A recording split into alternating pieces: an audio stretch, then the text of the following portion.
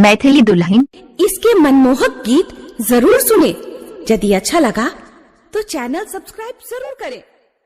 Recording by Planet Music. बाबू सोना जानू कहलिया नंबर लिख के जिसको हम न दिया रे, नंबर लिख के जिसको हम न दिया रे, उहे महल फोन किया रे।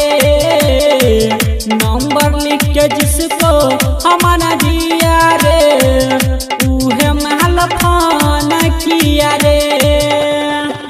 रातिये में वीडियो कॉल किया रे, रातिये में वीडियो कॉल किया रे, उहे महल फोन किया रे।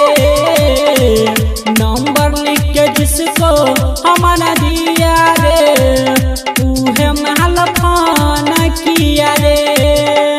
डीजे सत्यम मदना बाजार। प्लैनेट म्यूजिक की शानदार प्रस्तुति।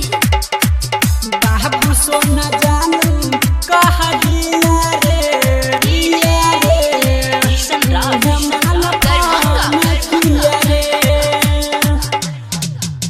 उछाउरी रोज रोज फोन करता, उ हमारा से बतियाई रे। अरे सुना ना उ दिलावा के बतिया, रोज रोज सुन कहत रे।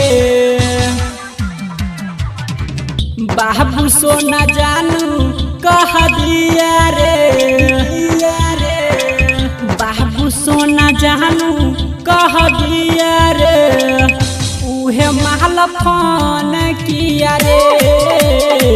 नंबर लिख के जिसको हम न दिया रे, उहे महल फोन किया रे। डीजे सत्यम मदना बाजार। प्लैनेट म्यूजिक की शानदार प्रस्तुति।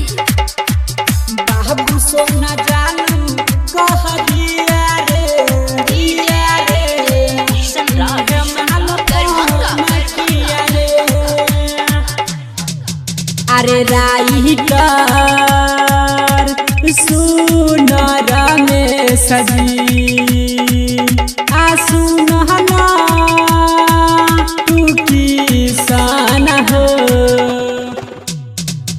अरे कोई से बतैया हम बतिया की भेलै हो ओई रतिया में। रमन जी को लभर समझ लिया रे, रमन जी को लभर समझ लिया रे, उहे महल फोन किया रे। नंबर लिख के जिसको हम न